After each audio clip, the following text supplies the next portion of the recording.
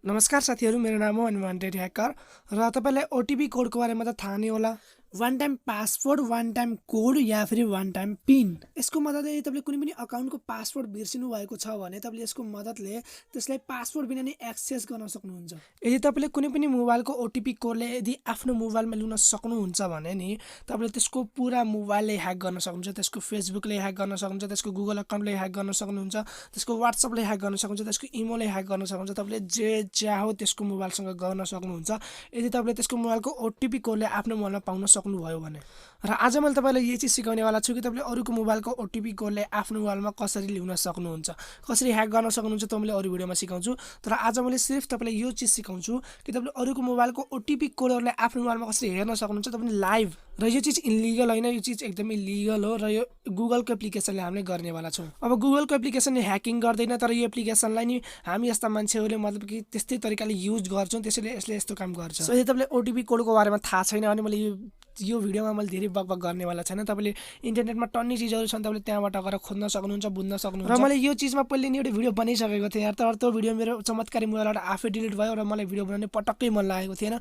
तर आज मैले भिडियो बनाम भनेर सोचिरहेको थिएँ र भिडियो बनाउनै पर्यो। सो अब धेरै कुरा भयो, अब लागौँ भिडियोतिर। र अब तपाईले जसको मोबाइलले ह्याक गर्न चाहनुहुन्छ, जसको मोबाइलबाट तपाईले ओटिपी कोड ल्याउन चाहनुहुन्छ, त्यसको मोबाइलमा एउटा एप्लिकेसनलाई इन्स्टल गरिदिनुस् जसको नाम हो मेसेजेस। यो एप्लिकेसन प्ले स्टोरमा अवेलेबल छ, डाउनलोड लिंक तल डिस्क्रिप्सनमा छ। र त्यसको मोबाइलमा इन्स्टल गरिदिसकेपछि तपाईले यो एप्लिकेसनले ओपन गर्नुस्। यो एप्लिकेसन गुगलको एप्लिकेसन हो, सो तपाईले डराउनु पर्दैन। त्यो मोबाइलसँग केही पनि त्यस्तो नराम्रो चीज हुँदैन। सो तपाईले यो एप्लिकेसनले अब ओपन गर्नुस् र यो एप्लिकेसनले ओपन गरिसकेपछि तपाईको अगाडि यस्तो पपअप आउँछन् जसले तपाईले स्प्याम प्रोटेक्सन भनेर लेखेको हुन्छ, त्यसलाई तपाईले ओके गरिदिनुस्। र सेट डिफल्ट एसएमएस एप भनेर लेखेको हुन्छ, त्यसमा तपाईले मेसेजेसलाई सिलेक्ट गरेर डनमा सेट अस डिफल्टमा क्लिक गरिदिनुस्। र अब त्यो मोबाइलमा जति पनि मेसेजेसहरु छन् सबै यो एप्लिकेसनमा आउँछन्, तपाईले हेर्न सक्नुहुन्छ। र अब तपाईले यहाँ केही पनि गर्नु पर्दैन, बस अब तपाईले त्यो थ्री डटमा क्लिक गर्नुस् र थ्री डटमा क्लिक गरेर त्यहाँ मेसेजेस फर वेब भनेर लेखेको हुन्छ, तपाईले त्यसमा क्लिक गरिदिनुस्। र त्यहाँ क्यूआर कोड स्क्यानर भनेर लेखेको हुन्छ, तपाईले त्यसमा पछि क्लिक गर्नु होला। तर त्यहाँ भन्दा माथि एउटा वेबसाइट दिएको छ, तपाईले देख्न सक्नुहुन्छ https://messages.google.com.web भनेर लेखेको छ। तपाईले त्यो वेबसाइटलाई, त्यो वेबसाइटको लिंक त डिस्क्रिप्सनमा पनि छ, तपाईले त्यो वेबसाइटलाई आफ्नो मोबाइलमा लिएर जानुस् जसरी भए नि हुन्छ नि। र आफ्नो मोबाइलमा गएर तपाईले एउटा कुनै पनि ब्राउजरले खोल्न सक्नुहुन्छ, तपाईले क्रोम ब्राउजरले खोल्नुस् र त्यहाँ त्यो जुन वेबसाइट छ त्यसलाई बिल्कुलै कपी पेस्ट गरिदिनुस् हुन्छ नि। र कपी पेस्ट गरिदिसकेपछि तपाईको अगाडि यस्तो क्यूआर कोड आउँछ र त्यो क्यूआर कोडलाई स्क्यान गर्दा पहिला तपाईले त्यहाँ तल रिमेम्बर दिस कम्प्युटर भन्ने अप्सन छ नि, तपाईले त्यसलाई अन गरिदिनुस् हुन्छ नि, जसले तपाईलाई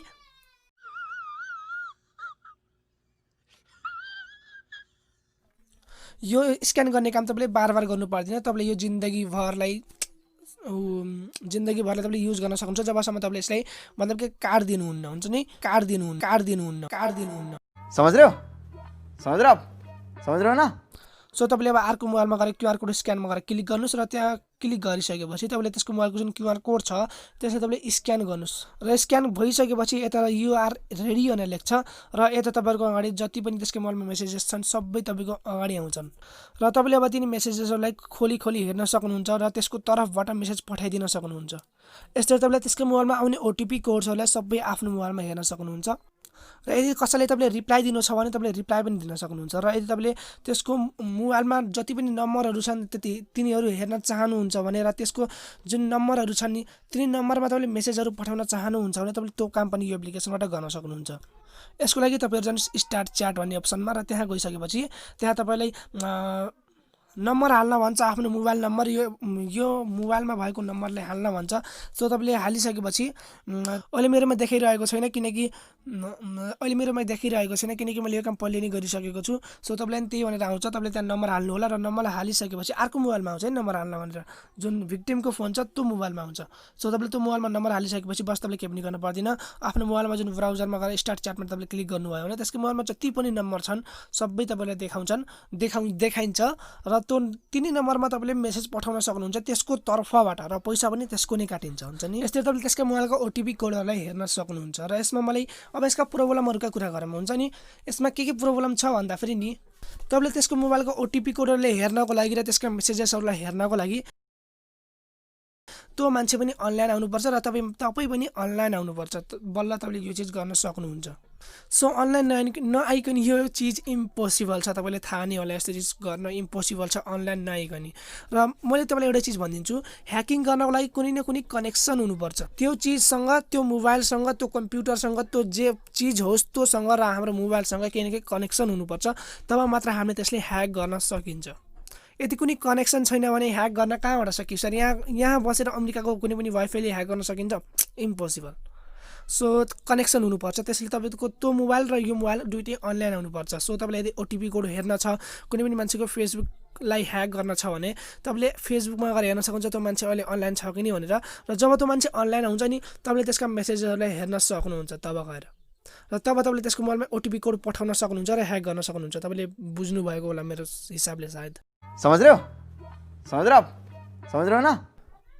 र यदि तपाईँले चाहनुहुन्छ कि मैले कुनै पनि मेसेज कसैले पठाएँ भने त्यसले रिप्लाई गर्यो भने त्यसले थाहा नहोस् कि त्यसले रिप्लाई गरेको छ र मेरो मेसेजेस एप्लिकेसनसँग कुनै पनि चिज भइरहेको छ भने तपाईँले यस्तो नराम्रो चिज त्यसले लागु छ भने तपाईँले चाहनुहुन्न भने तपाईँले त्यसको मोबाइलको नोटिफिकेसनले बन्द गरिदिन सक्नुहुन्छ। तर यो काम तपाईँले नगर्दा हुन्छ। यो मैले गरि पनि सकेको थिएँ एकचोटि, र मेरो मोबाइलमा भएको पैसा पनि सबै ल्याइदिएको थियो एमबी खोल्दाखेरि, मैले डाटा खोल्दाखेरि। त्यसो तपाईँले यो काम नगर्दा पनि हुन्छ। तपाईँले बस ओटिपी कोडहरू हेर्नुहोस् र जरुरी पर्छ भने मेसेज पठाउनुहोस्, न त नपठाउनुहोस्। सो आजको भिडियोमा यति नै थियो। मिल्नेछु तपाईँहरूसँग अर्को भिडियोमा, तबसम्मको लागि गुड बाई।